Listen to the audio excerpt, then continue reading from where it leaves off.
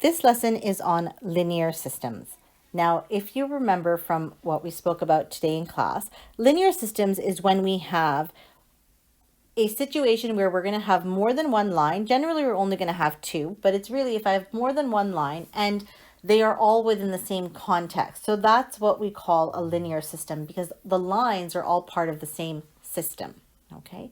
Now, when we have lines, remember we could have parallel lines like I've drawn here. Okay. Now these are two parallel lines, but they have different y-intercepts. So we have parallel lines and they have different y-intercepts. And the fact that it's different y-intercepts is important. So here, remember, parallel lines will never meet. Well, if they have if they have different y-intercepts, then they're never going to meet. And when we spoke about revenue and cost, we said where the lines intersect is where they are equal. Now, in a linear system, that's what we call the solution to the system. A solution to a linear system is where the lines intersect. Okay, so here, these lines are never going to intersect. So this has no solution. Now, I could have another scenario, still with parallel lines, except now I could have, what if I had a parallel line like that, and then, and I'm going to do this in a different color and make it a little bit shorter so you can actually see it. What if I then have a parallel line that goes right on top of it? So I made mine purposefully shorter so that you can actually see the two differences, right? But the arrows show me that these lines are the exact same line, right? So if I have the exact same lines, so here it's parallel lines with the same y-intercept.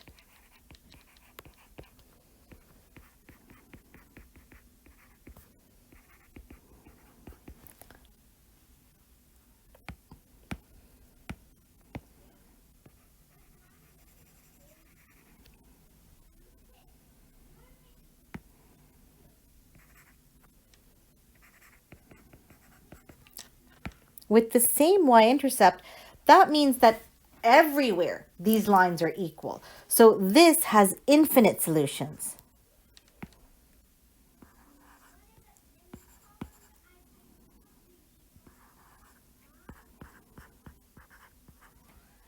So no solution, infinite solutions.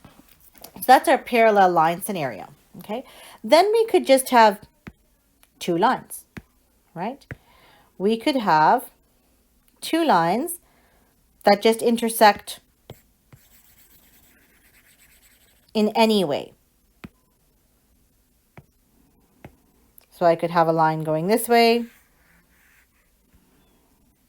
and I'll do this one in another color. I could have a line going that way.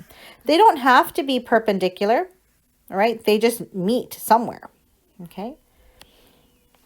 So if we are not parallel, that means we are going to meet at one point, okay? And so this has one solution.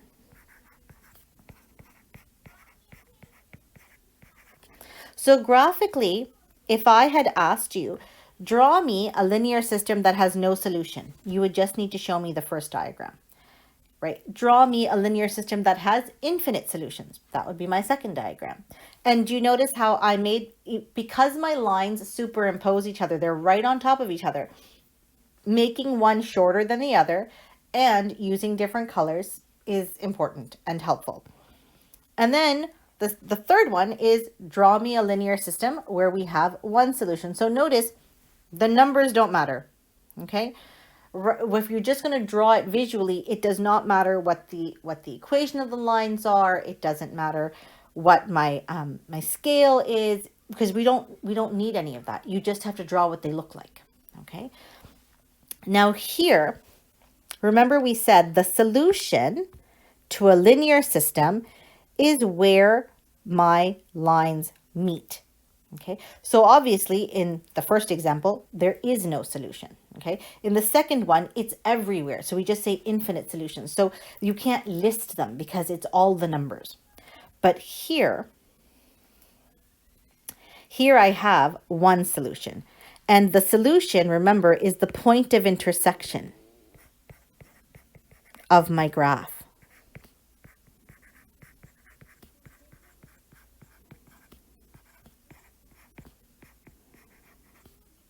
So of my two lines. So if I look at this now, I didn't put in a scale because I was just doing this just for us to kind of see. But if we just use my rule of thumb of I'm going to just make 1 square 1 unit. So let's just put this in now for us so that we can read it. So that's going to be 4 and -4, 4 and -4. I'll stick my arrowheads in here as well, X and Y. And we're doing that here because remember, this is not in context, right? This is just lines. In our questions we did with word problems and application problems, depending on the context, we may not need the negative regions of one of my axes or both of my axes. And then we also don't use X and Y. We label them with what the axis represents, like the amount or the time or the cost. Okay, so that's important. So here's my point of intersection. So if I look at my graph, I can read off the solution. That point of intersection, remember your points are two values, X and Y.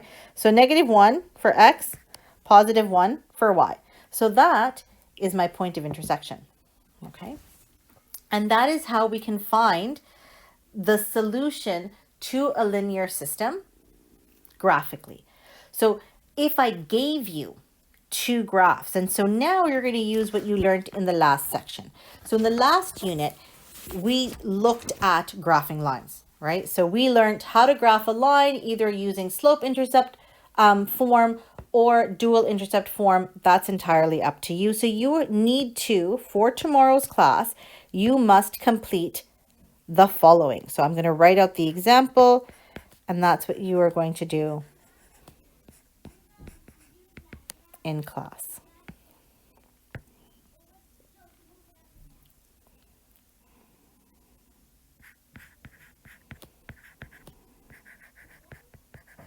Determine the solution.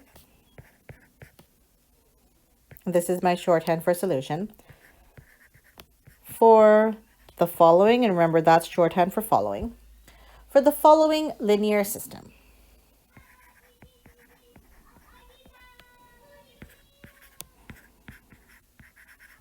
Now, I like to label my lines because it helps us keep track of everything. So I'm going to label it when I give it to you.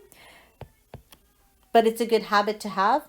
If you are given just 2 equations or 3 equations, label them, right? If we're talking about lines, because we're going to graph them, label them like this so that you can keep track of what you are doing. So the first one is y equals 1/2 x minus 3. And the second one is going to be x plus y equals -6. Those are the two graphs. And remember, how do we determine the solution for the linear system? We have to graph them. It's a linear system, so they have to both go on the same set of axes. You can't put them on 2 different axes. Then you can't see where they intersect because they're on 2 different axes. Okay, so that is the example that you need to finish on your own because it's just graphing and reading off a graph, which is something you already know how to do. Okay, that's it. Make sure you have this done and submitted before class tomorrow.